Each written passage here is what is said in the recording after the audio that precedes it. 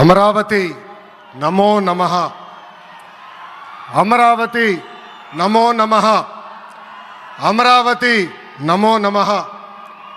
వేదిక మీద ఉన్న ఆర్కిటెక్ట్ ఆఫ్ మోడర్న్ భారత్ గౌరవ ప్రధానమంత్రి నరేంద్ర మోడీ గారికి, మన పేదల నాయకుడు గౌరవ ముఖ్యమంత్రి చంద్రబాబు నాయుడు గారికి, నా అన్న గౌరవ ఉప ముఖ్యమంత్రి పవన్ అన్నకి,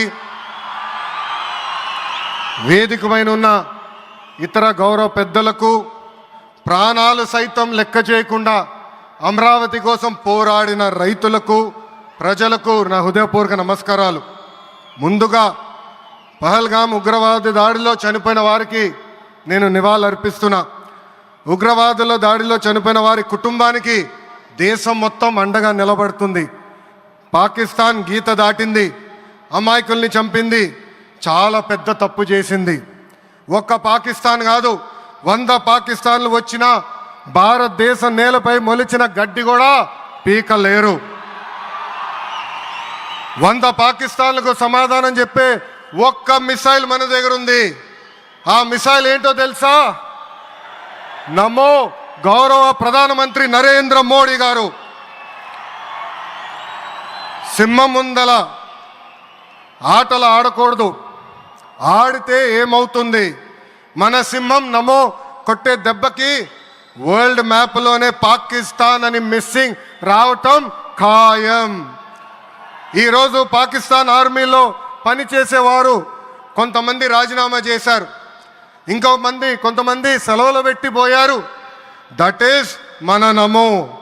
నమో కొట్టే దెబ్బకి పాకిస్తాన్ దిమ్మ తిరుగుతాం ఖాయం.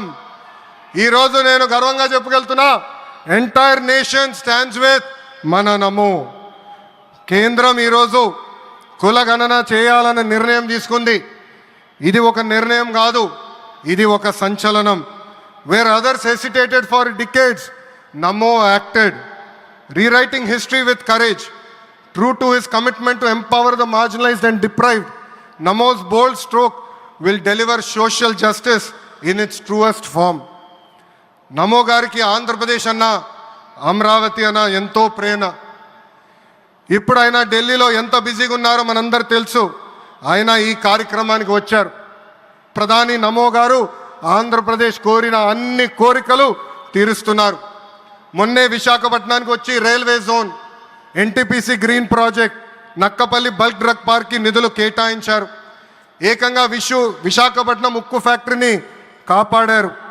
ఇప్పుడు అమరావతికి వచ్చి నిధులే కాదు, పనులు కూడా ప్రారంభించబోతున్నారు. మనం ఒకసారి గతం కూడా గుర్తు చేసుకోవాలి. 2014లో రాష్ట్ర విభజన జరిగింది. కట్టుబట్టలతో మెడబట్టి మన బయటికి గెంటేశారు. ఎక్కడి నుంచి పరిపాలించాలో తెలియని పరిస్థితి.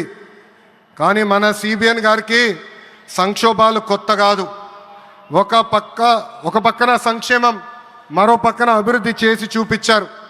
అందరి ఆమోదం తెలిపిన తర్వాతనే అమరావతి రాజధానిగా ప్రకటించారు.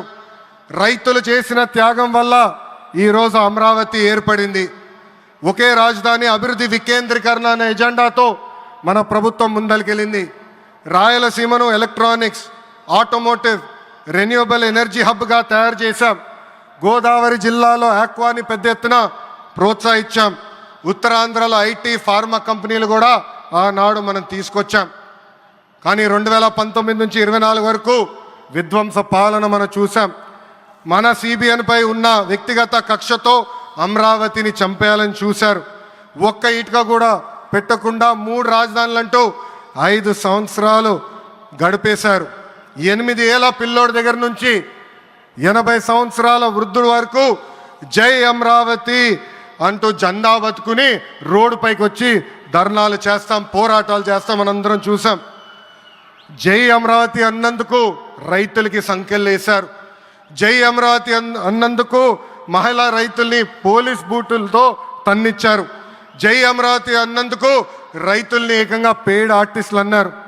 ఎన్ని అరాచకాలు చేసినా అమరావతి రైతులు తగ్గేదే లేదన్నారు. 1631 రోజుల పాటు అమరావతి ఉద్యమం కొనసాగింది. 2070 మంది రైతులు చనిపోయారు.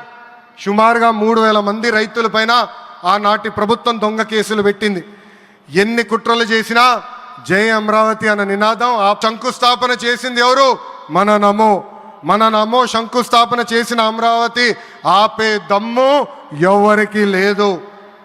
1631 రోజుల పాటు పోరాడి అమరావతిని నిలబెట్టిన రైతులకి నేను ఈరోజు శిరస్సు వంచి నమస్కరిస్తున్నాను. ప్రధాని నమో గారి చేతి మీదుగా అమరావతి పనులు తిరిగి ప్రారంభం అవుతున్నాయి. ఇంకా అమరావతి అన్స్టాపబుల్. అభివృద్ధి వికేంద్రీకరణ అంతే స్పీడ్గా జరిగిపోతుంది. Polavaram, Visakha steel plant, Bhogapuram airport, Prakasam జిల్లాలో CBG plant, Kurnool high court bench, ఇలా అన్ని కార్యక్రమాలు జెట్ స్పీడ్తో జరుగుతాయి. ప్రజాప్రభుత్వం ఏర్పడిన 10 నెలల్లోనే 8 లక్షల కోట్ల పెట్టుబడితో వాటి ద్వారా 5 లక్షల మందికి ఉద్యోగాల అవకాశాలు కల్పించడానికి అనేక నిర్ణయాలు మేము తీసుకున్నాం, ఒప్పందాలు కుదిరించుకున్నాం.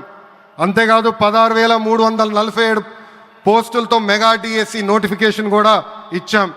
5 ఏళ్ళలో ప్రైవేట్ రంగంలో 20 లక్షల ఉద్యోగాలు కల్పించాలని ఒకే ఒక లక్ష్యంతో ఈ ప్రజాప్రభుత్వం పనిచేస్తుంది. ఆంధ్రప్రదేశ్లో ఇప్పుడు డబుల్ ఇంజిన్ సర్కార్ ఉంది. 2 పవర్ఫుల్ ఇంజిన్లు. ఒక పక్కన మన నమో, మరో పక్కన మన సిబిఎన్ గారు.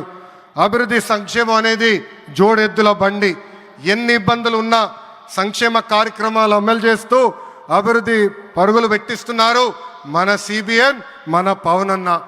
ఇంకా మనకి తిరిగే లేదు. నాకు తెలిసినంతవరకు ఏ రాష్ట్రానికి కూడా ప్రధానమంత్రి గారు ఇన్నిసార్లు వెళ్ళింది లేదు. దానికి నేను హృదయపూర్వక ధన్యవాదాలు తెలుపుకుంటూ జై అమరావతి, జై అమరావతి, జై అమరావతి, జై ఆంధ్రప్రదేశ్, జై ఆంధ్రప్రదేశ్, జై ఆంధ్రప్రదేశ్. నరేంద్ర మోడీ గారి నాయకత్వం, నరేంద్ర మోడీ గారి నాయకత్వం, చంద్రబాబు నాయుడు గారి నాయకత్వం, పవన్ అన్న నాయకత్వం. జై హింద్.